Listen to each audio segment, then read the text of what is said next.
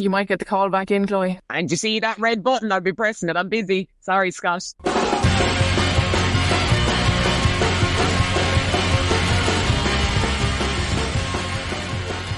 Hello and Kate Míle Fáilte to MudderRucker, the podcast all about Irish women's rugby. Join me, Ailbhe O'Nolan. And me, Cian O'Mullor. As we bring you the latest on the Irish women's team, from squad selections to match analysis and everything in between.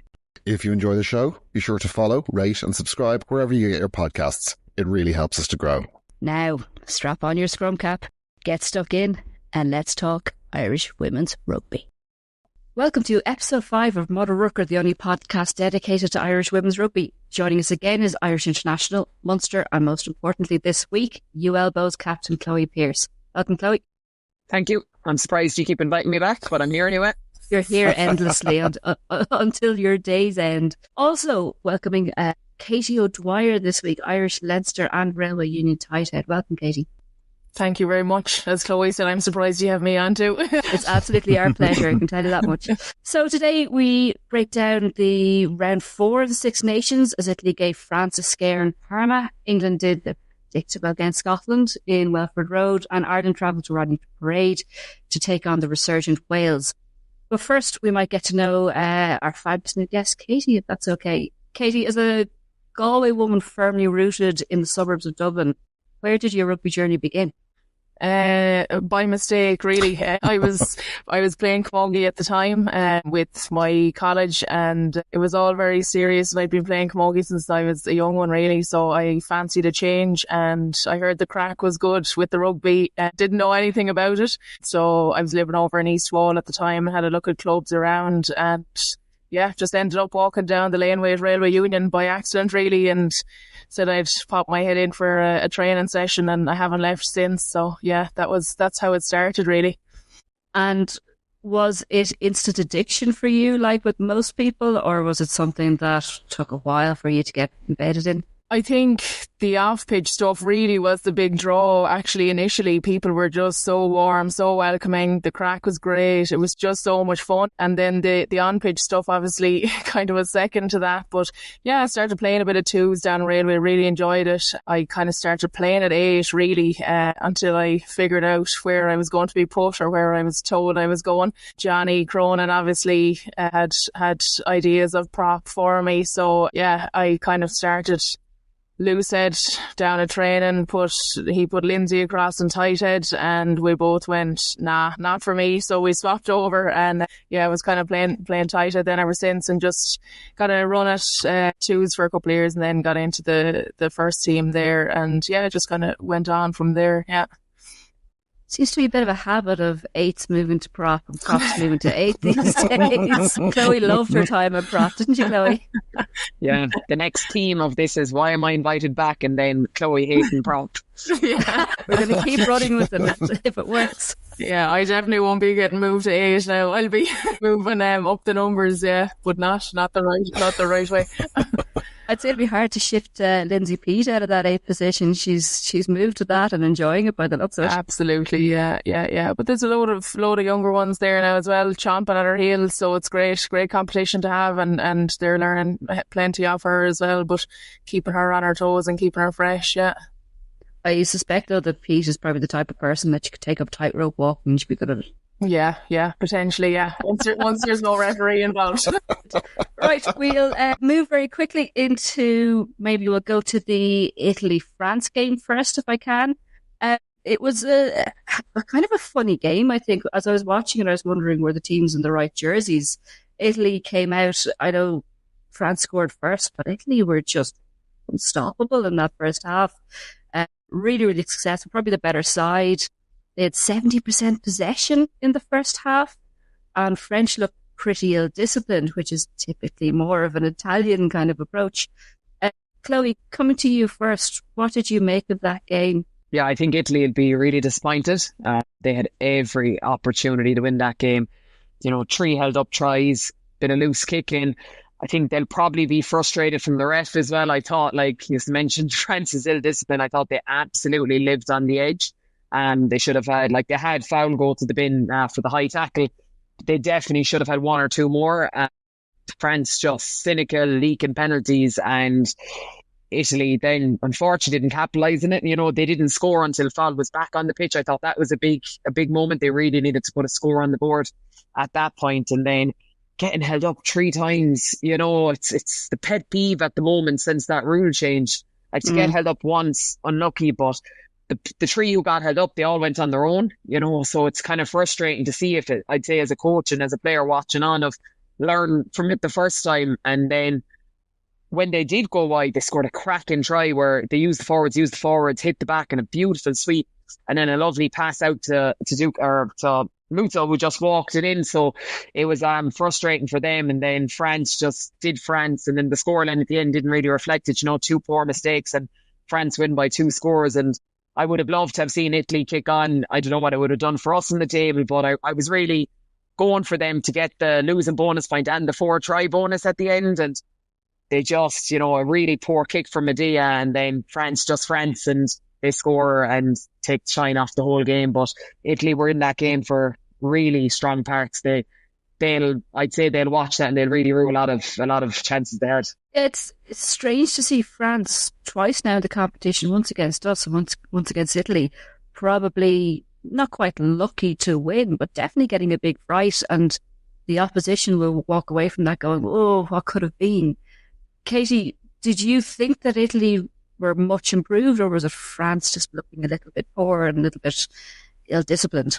I think there's a bit of both in it, to be honest. I think, as you say there, France have been kind of rattled there now twice. They seem slightly unsettled, kind of handling errors here and there, as Chloe said, living on the edge with penalties. I think they had 10 penalties in the first half. So, yeah, I think it's a bit of both. I think Italy probably said they'd nothing to lose, go out and give it a lash. So I think they started really strong, and, you know, to be up at half time for Italy, I'd say they were very, very happy with that position.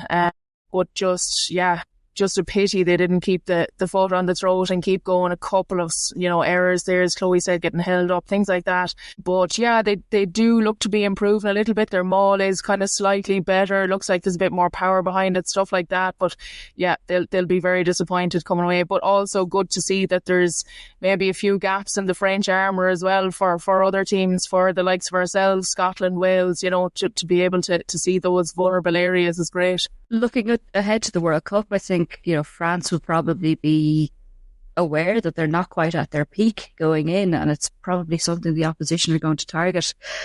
Looking at Italy, I thought it was a bit strange they didn't start Rigoni, Stefan or Chinesi. Yeah. You know, quite a strange decision, but without them in the first half, they were incredibly good.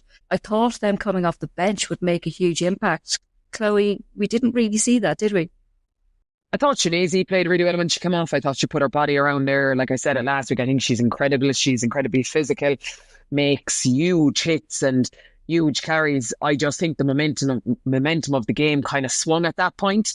You know, Escudero also come off the bench for France, who essentially is fighting for her life now. You know, Menege is back, and Escudero probably is going to be the person sitting the bench, but I thought she came off and she was phenomenal for France, along with a couple of others too. So I think the momentum had just swung at that point. But yeah, like I was shocked to see a couple of those big names not starting, but the substitute or the people who started, you know, they really put their name in the hat for next week now and who actually starts. But, you know, do you keep those finishers on the bench? Because the people who started did such a cracking job. It kind of is a selection headache now, I think. You talked about the momentum shift there. What is it that shifted that momentum in the game? Was it Italy getting tired, or was it France, you know, switching on in the game? I think it was a bit of, like, for me, it was the loose kicking from Medea, and then Italy made a couple of mistakes and they just compounded errors. Like, you know, Solari gave away 3 penalties in a row. It was just a killer. And, you know, not to highlight individual people, but that was a killer. 3 penalties in a row. And to be fair, like, Italy got off the hook a bit. Like, Bourgeois has been kicking incredibly well the whole Six Nations. Like, she missed 2 sitters, like very, very easy kicks for a player of, you know, her caliber, and for the kicks she had against us in the penalties. You know, I was really surprised, but I think that's a testament to them being rattled. Like, that's what pressure does. You know, it makes people make mistakes they don't usually make. So Italy probably got off the hook in that sense a little bit to still be in the game. But I thought loose kicking, I thought Medea fell away a little bit. I wasn't happy with some of the kicking she had, and it's France. You kick loosely and they can score from anywhere and someone will pop up. But France scored some cracking tries as well. That first try, that set piece try was beautiful. It was unbelievable, and then just big players kept him in the game. I thought Marine Menage, actually, I thought she was phenomenal at 13 too. Got a couple of turnovers, and then Italy just leaked a couple of penalties, and France did what France do. And I know we're saying, there's chink in the armour, but good teams win when they're not playing well, so they found a way. It's the most important thing. I think Vernier was back for that game and was probably one of the standouts as well. But the typical standout being Bourdon Sansu, Katie, she was a bit quiet in that game. Yeah, definitely a bit quieter, all right. But look at, as Chloe says there, I mean, when they're not going well and they're winning, that's always a plus. There's going to be a couple of girls each day who aren't going to be at their best, same with any team, but there's the people around her there as well to keep her going, and to carry the team. They have a great bench there to come on. There's no, I suppose there are very few weak links, and maybe that's the difference as well when you've people like that coming off the bench. Your calibre of player could be, slightly better maybe than the Italian subs coming on. So if there is somebody having a bad day, Sansu's, quiet, but there's the people around her there on the day to keep it going. Very good. We might switch to the Ireland game then, which was again a strange position for us to be in, where we're very, very comfortable throughout the game. We dominated in pretty much all aspects of the game, but B-Man talked at the end of the match about being a little bit disappointed that we didn't put 50 points on, Wales at home in Newport. Chloe, would you feel the same about that? Do you think it was somewhat disappointing?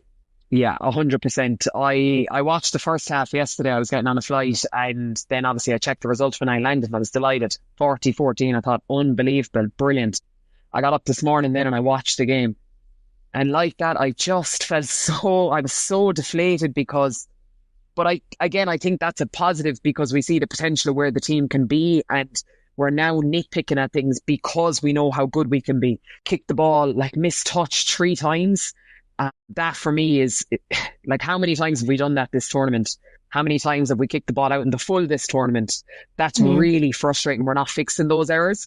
And then to try, the end when the ball is dropped a metre from the line. Look, I've knocked the ball on 2 metres from the line as well. It's so frustrating. It's really, and Stacey doesn't mean to do it, but when you're watching it, you're just, you're fuming, that we didn't score more. So if Scott said 50 points, I would have said 60 or 70 we should have put on Wales. And it is a positive, but it's just about fixing those errors now. You can't keep saying it and not fix them. We have to see growth. We have to start taking those. We have to start hitting touch. We have to start not kicking out in the full. But yeah, it's still a fantastic win. It's a great position to be in, that we're annoyed that we beat a team at home by 26 points. That's brilliant for us to kind of sit here and look at that. But we need to see growth now. We need to fix those errors next week. Katie, we got in behind the Wales defence a lot in the opening passages. I think we were quite loose in that first probably 20, 30 minutes, looking to move the ball a lot around our backs, but we were quite inaccurate once we got in behind. Was that probably, a lack of practice, or is that what we're seeing from that opening match where we had a lot of inaccuracies, handling errors and issues, moving the ball consistently? Yeah, that's the frustration, as Chloe mentioned there. It's those small, simple, it's the basics really that are letting us down at times. And when it works, it's really sharp and it looks really, really good. But, the conditions were perfect. It was a dry day, or, you have a good surface. There is no excuse really for that. So that is the frustration. I know there was a couple of changes in that too. Maybe we should be taking that into account, but still, it's basics. I think the inaccuracies will punish us against the bigger teams. When it is good, it's good, but it's those basics. I think, again, as you said, it's happened in previous games as well. Even for the first try there, I think we had a really unsteady first 20 minutes.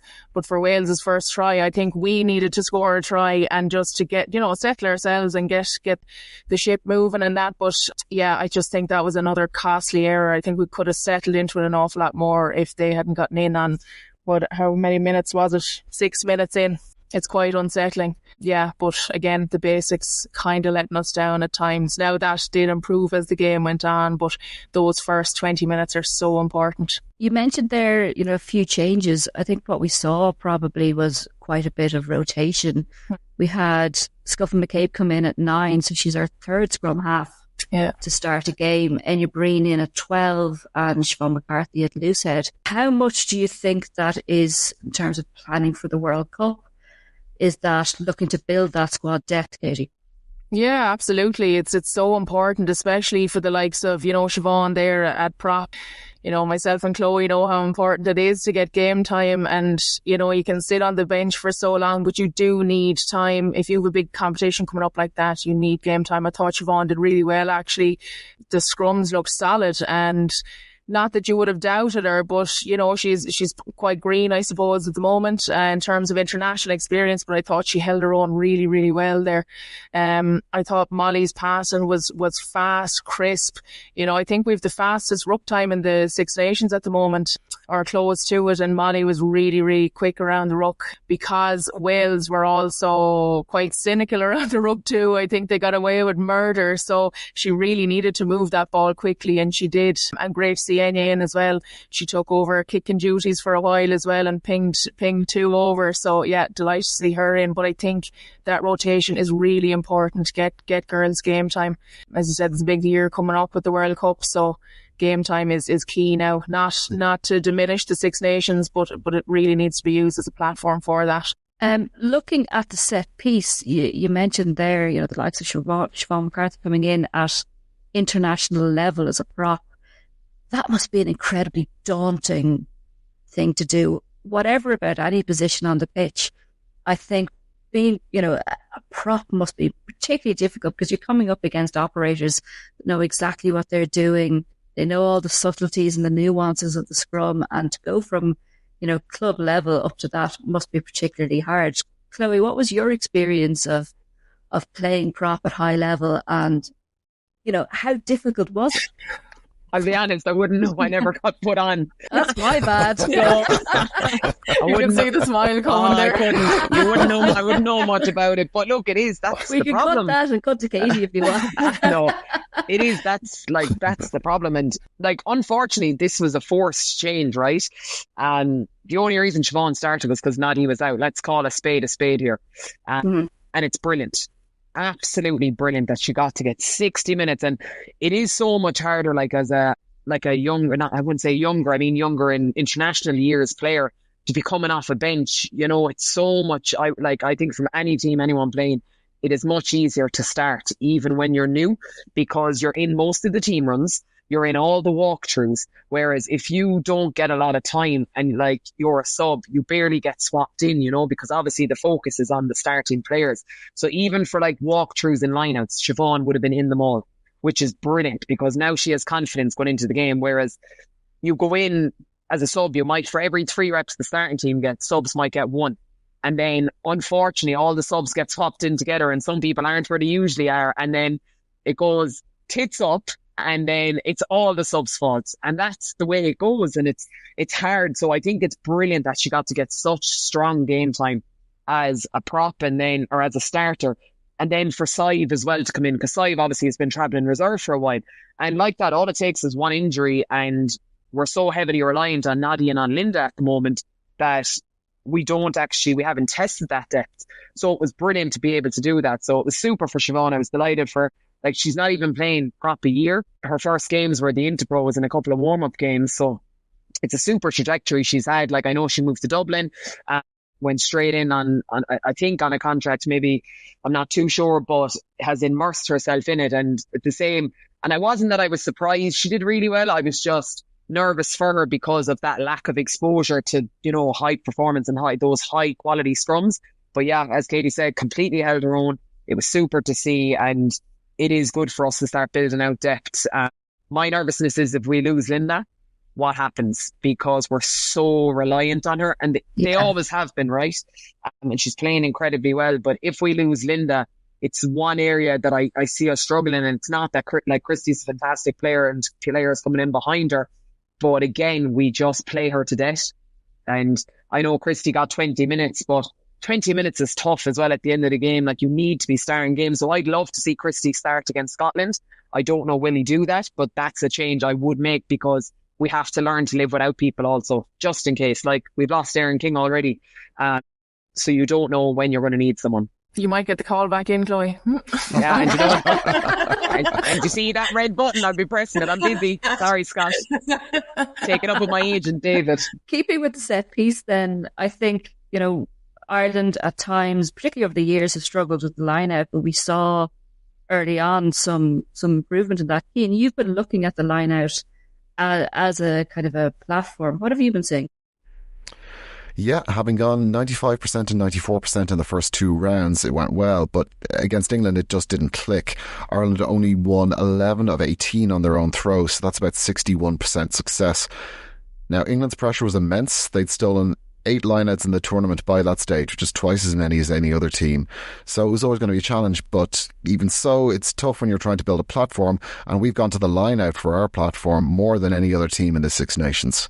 Then against Wales, it was a notable step back up. 21 wins from 24 throws, so around 88% success. Still a couple of wobbles, but a much better return. Now, tactically, with the Irish line-out, there's a trend. About 75% of Ireland's throws across the tournament have gone to the front of the line-out, which is the highest percentage of all 6 teams. It's been very little going to the tail. Just 4 throws in total, none of which have stuck. Though we did have 2 long throws past 15, which were pulled off successfully. So, Chloe, looking at it as a player who knows the space well, what do you make of how Ireland managed that turnaround? And do you think that the focus on front ball is about building confidence, or is it limiting their options too much? I think it definitely limits us too much, and that's kind of what happened against England. And even I was at the match and I was looking across, and England, we're actually quite a small team. That's part, like, height-wise, we're very small.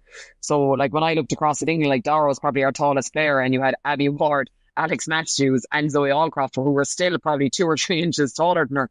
So it was rough. Like, it was tough. Like, how do you pick a space when, just unfortunately, even if you pick the right space, if they get up in front of you, they're still going to win the ball. So then you kind of have to add in those couple of trick plays, which we did against England. You know, we went to 1-man lifts at the front, Noddy lifting Erin King twice, which was brilliant. But I actually thought we had more variety in our line-out the other day in terms of jumpers. You know, Wafer was used, Brittany was used, Root was used, Dara was used, Fiona Chute was used, and she come on.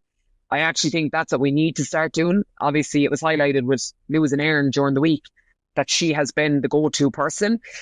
The problem with going to the front all the time, and obviously we use our maul as such a platform, is typically it's easier to defend because you have the touchline as your friend. Like, we still scored off mauls, but you know, if you can get that maul at 4 or at 6, it's so hard to defend, especially at the tail.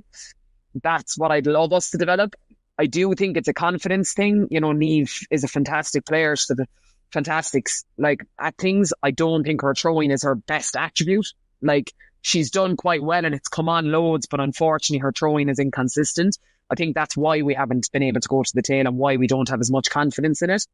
And that's why we use a 5-man line out too, to limit defensive options, which is good. Look, it's clever, but it just then hampers you elsewhere.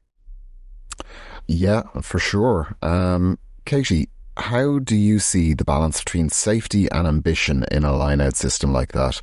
And from a team implementation point of view, how hard is it to recover a set piece like that mid-tournament when it's under pressure? Yeah, look, it's difficult. You have so much, I suppose, access to, everyone has access to video analysis. You're sitting down, you're really scrutinising opposition. You have to throw in different bits and pieces, you know, in that week, in that match week. So whatever they use there at the weekend against Wales, they're going to have to change it up against Scotland. Scotland are going to sit there and analyse to death. So they're going to say, right, well, 75% of the lineouts are going to the front. Let's just defend like hell there. So they will need to put in a couple more options this week against Scotland if they're going to get any sort of benefit out of the lineouts. I agree with Chloe there in terms of our throwing. I don't know if it's confidence or if it's what it is, but when you're coming up against the likes of England and you are looking at height differences and size differences and all that, that's difficult. But I think against Scotland, I think we can be more ambitious without overcomplicating either. I think they tried a trick play there towards the end of the game against Wales, and Was it the right option at the time? I don't know. Hindsight is great, but sometimes you're as well off kind of keeping it simple and at that stage of the game. But yeah, they're definitely going to need to throw in a few more options and not be as predictable going to the front there. I think Darrow now has the most line-out wins, so she's obviously going to be a target with Erin gone. But yeah, they have other options there. So I think just mix it up now before the weekend and make the most out of it. You both mentioned Erin King and her injury. Looks like she's not just gone for the end of the Six Nations, she's gone for the World Cup too. A very young player who has come from the sevens setup and has absolutely thrived in a 15s setup. How big of a loss is she to the team? Yeah, I think she's a huge loss, and actually people are talking about it during the week an awful lot. It has come up in a lot of conversations about how big of a loss she'll be. She's just tenacious. She's a dog. She's stuck in every ruck. She's one of those really annoying players.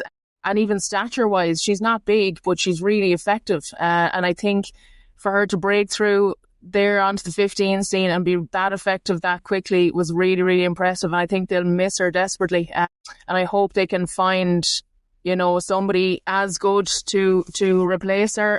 But I think it'll be a tough job because I think she's really stood out.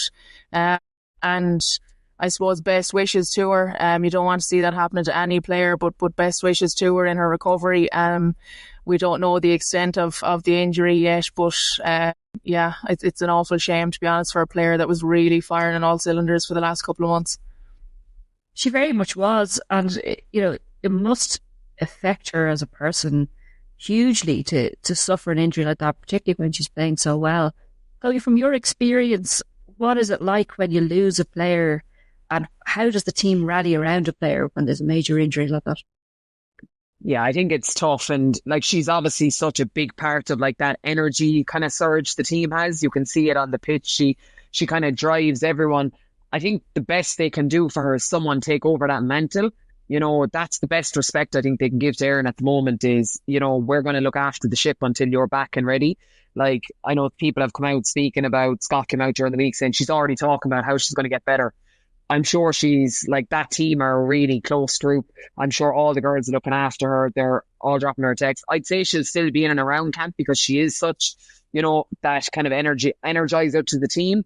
But it's rough. It's a World Cup year. You want the best players playing in the World Cup. That's the reality in it for every team. You wouldn't want France or England to lose world-class players either. And I know it's probably a bit much to say she's world-class at the moment, but she was breakthrough player of the year. And I think she has the potential to be world-class. So to lose her is a big loss to the team. And one that probably once the game started the weekend, we didn't notice because the team played so well. But against bigger teams, I'm sure we will kind of notice her not there. She was most arrivals at rucks, defensively and attackingly for us, won a lot of turnovers and just gave us great go forward. So, look, I'm hoping for miracles. I'm lighting Yankee candles and everything around the house that she makes a miraculous recovery. That's my plan, and that she's going to surprise everyone and be back on the pitch come August. So, yeah, watch this space. Lighting the fancy ones. Yeah, the Yankees are out. Oh, yeah. Very good. So you mentioned Linda Djougang earlier as well. How crucial she is. She was particularly good on Sunday, I thought. A lot of carries, 2 tries for the good as well. Katie, how good is she as a tight head prop? And is her better game as part of the scrum or in the loose or her defensive game? I think she's solid in a scrum, yeah, absolutely. And she can play loose and tight. That's the beauty of Linda. She can cover both sides, so she's always an option there. She's really, really solid. She's an athlete. But equally her carrying, she's hard stop, couple of metres out from the line there. I mean, she just casually walked through for a try there on Saturday, nobody touched her, great pass across, skipped a couple of players, Linda she just walked in, It was probably one of the handiest tries she'll ever get, but she's really, really strong ball carrier, and her leg drive is really explosive in contact. She makes meters all the time. She sucks in players, which is great as well. There's always 2 or 3 kind of hanging off her. So yeah, she's really effective. I think definitely scrummaging and attacking player are her strong points there.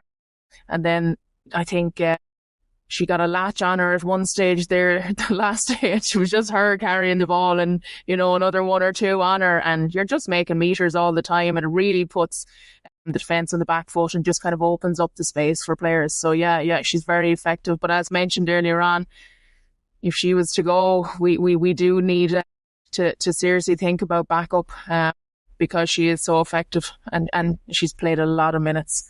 She feels like she's been around forever too. Another player who's played a lot of minutes this season as well is Aoife Dalton, who is absolutely thriving.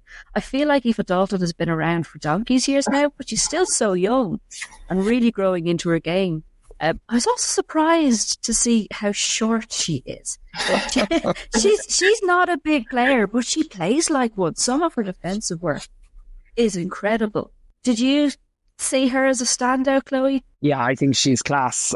She's so young, but her defensive reads are unbelievable. And then just her awareness when she's attacking to step inside or outside and pivot through contact and ride the contact and still make meters is phenomenal. Like she pirouettes out of things and people are trying to attack her and she just keeps going.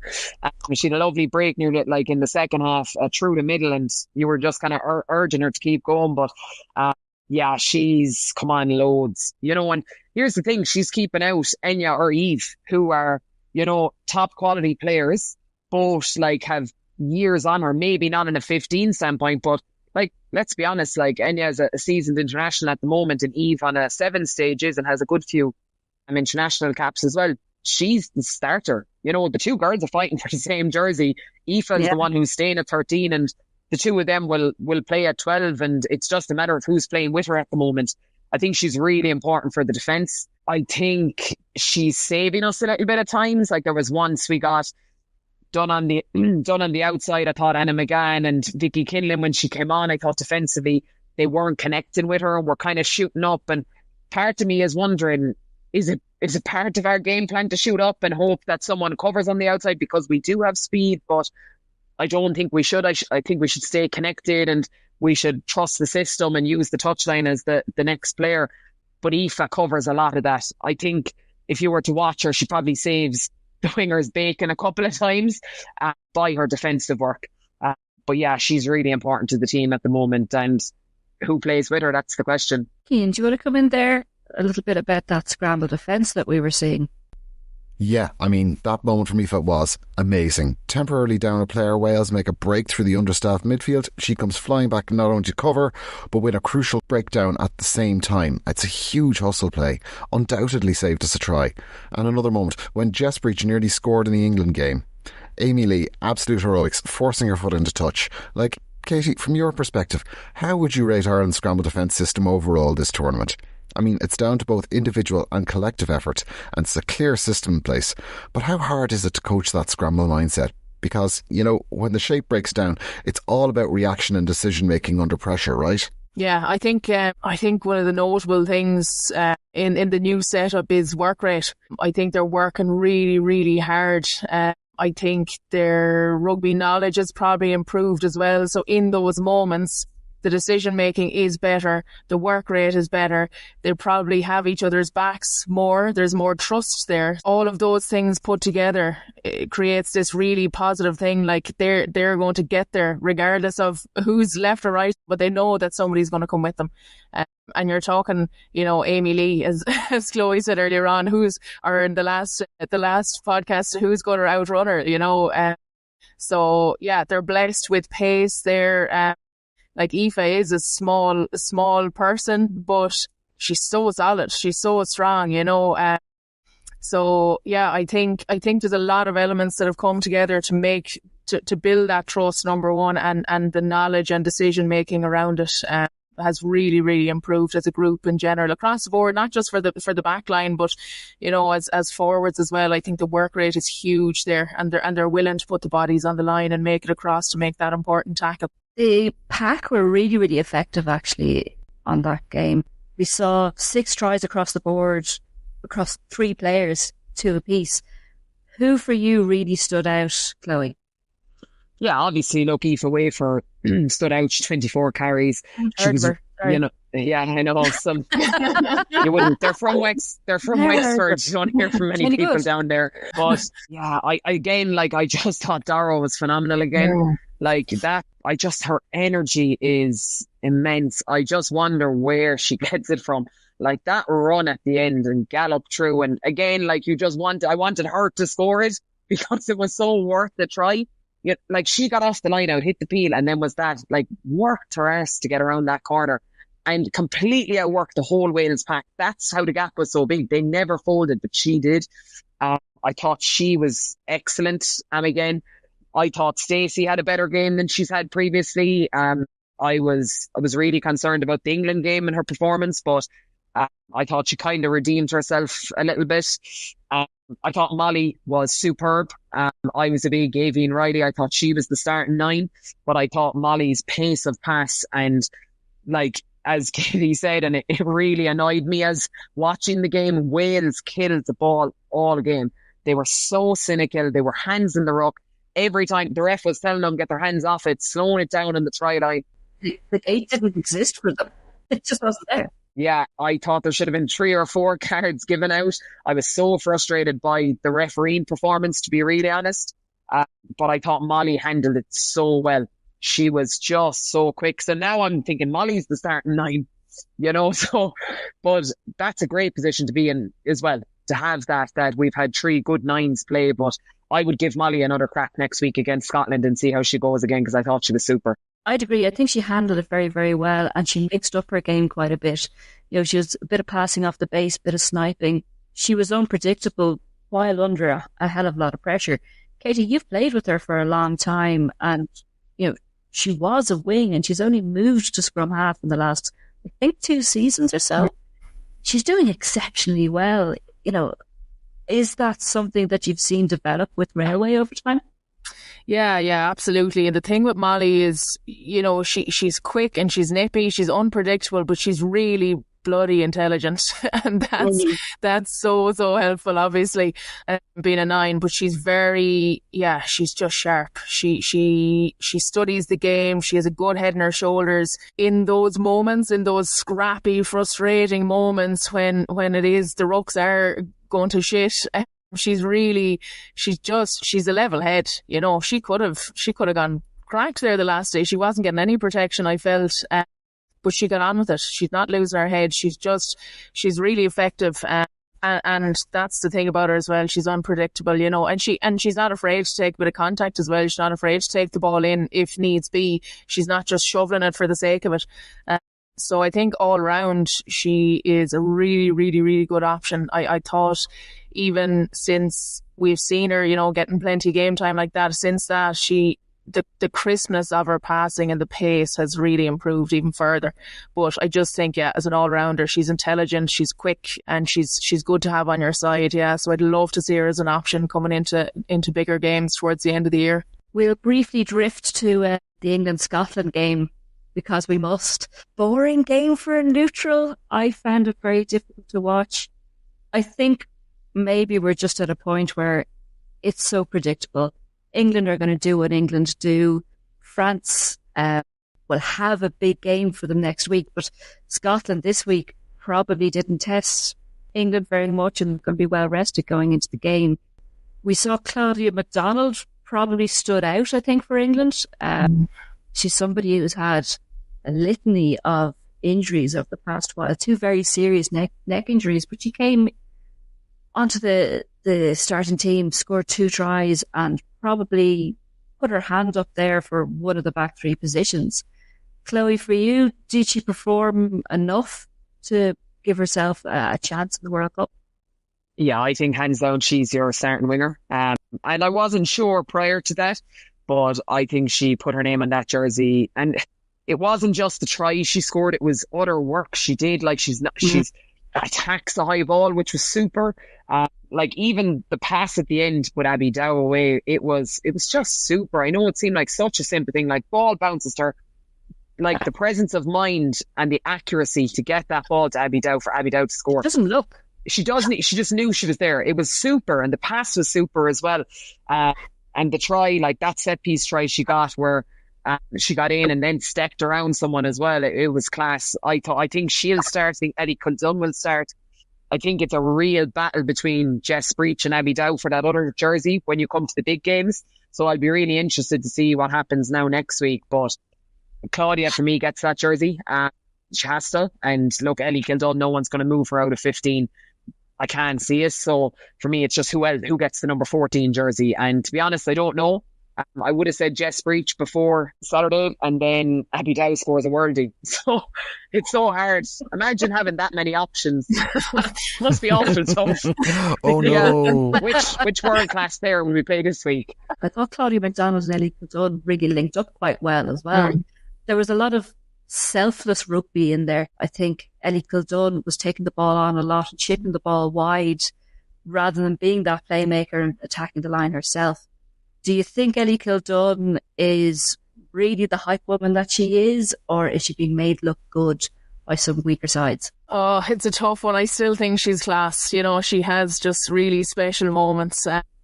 Regardless of opposition, you'd love to see her against the likes of, at the moment in her form now, you'd love to see her against maybe the likes of New Zealand. But yeah, I think she's very, very good. And she has those players around her. But naturally, she's an excellent player. And Chloe says there, you know, you've Aoife Dalton, you've Claude. There's options too. You've Pace. I thought the two of them did really, really well. It was great to see Claude back in after all her injuries. But yeah, Ellie is I think she's world class, and I think regardless of opposition, she has those little moments of brilliance, and she looks like she's enjoying herself as well. You know, that's the thing. She's there for other people too. Like after Aoife made that run down the wing, she handed off three, 4 players. Like Ellie was there, but she's not demanding a ball. She's in celebrating. Like Aoife could have popped it off her, but she took herself and took her try. She's in celebrating with her. She's not. They seem quite selfless in that sense. Yeah.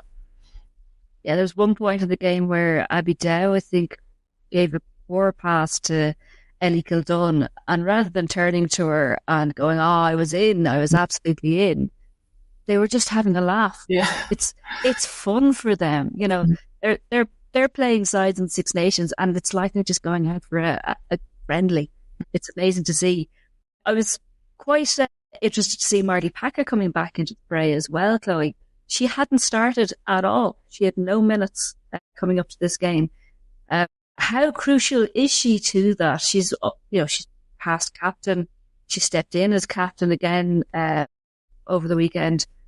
Is she likely to feature much in the World Cup, or do we think that she's probably against big competition? I think she's under pressure. Look, let's be honest, she's a world-class player. She always has been. I'd say she's a nightmare to play against. I'm not a fan, if I'm really honest. But look, it is what it is. But I think she might be under pressure. It's not looking good for her. I think she didn't do herself justice with Saracens. I watched that final. I didn't think she had a great final that day. And, you know, she was up against people who were like going to be going for a jersey against her, not maybe directly against her, but might shift other things around. You know, Fayanati seems to be a bit of a fan favourite, and Cabea coming in as well. So I think she'll be under pressure. Like, I think Allcroft and Matthews start, definitely. It's just a matter of, will they move Allcroft to the second row? I think that's what might be a determining factor. But then she's so much experience, I think you still bring her to the World Cup. And does she play the lesser games as such? Like, any game England are in the group stage is going to be a lesser game, really.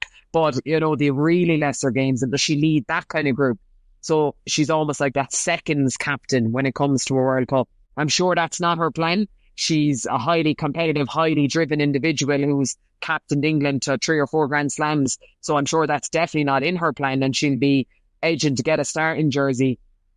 But the writing on the wall doesn't look like that's the story for her. But who knows? Maybe this is his grand plan. Make her think that she's on the edge and see how she performs, and, you know, a true test of character then. Okie dokie. I think we'll leave the England chat there. It was a bit of a foregone conclusion. And I think the crunch is going to be a big game. But I can't see England not winning, to be honest. We might move into a bit of lucky dip here. Okay, here we go. Okay, Katie, I take it you're familiar? Yeah. Be nice to me here now. Give me a handy one, will you? There's no handy ones. Go on, so. They're literally just on the page in front of me here. You pick the number and that's what you get. I'll just literally read out what's on the page. It's much better fun that way. Chloe, I think we'll let you go first this time just to give us an idea of what's going on. So pick a number between 1 and 15. 12. 12. If you could swap lives with any of your teammates for a day, who would you pick and why? I was going to say Claudia to see what it's like to put up with me, but I'm not going to pick that. Because we know that's definitely going to be a nightmare. Who would I pick? Someone like Alana McInerney. And I just don't know how she goes through life. She is one of the most intelligent people in the world, but she is a fairy. And I wonder sometimes how she gets dressed in the morning.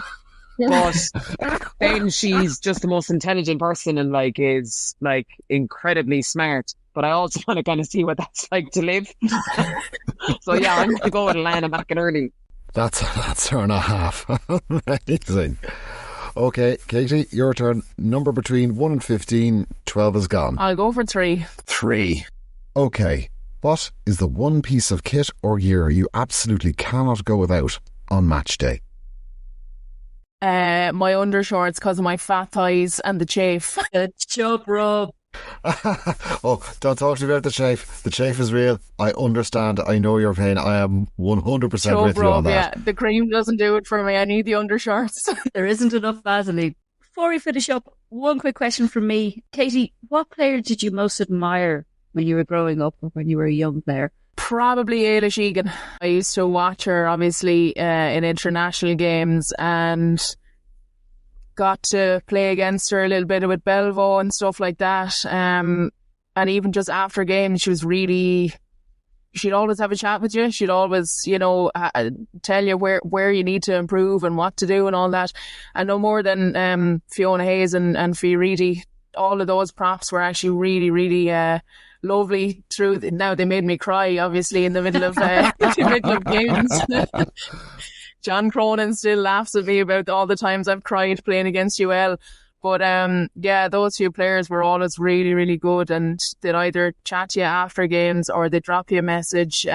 Just, words of encouragement and words of improvement as well. So yeah, probably Ailbhe and the two Fionas really. So for you, who did you most admire growing up?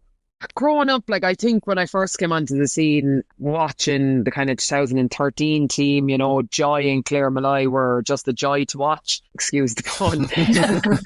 But yeah, they were just incredible workhorses, athletes, left everything in the jersey. Loved them, still love Joy and what she does and what she represents, and being a trailblazer for women in rugby and now women in refereeing, and all she's done for women in sport. So yeah, I thought she was incredible and continues to be. So I'd say the two girls in the back row, definitely.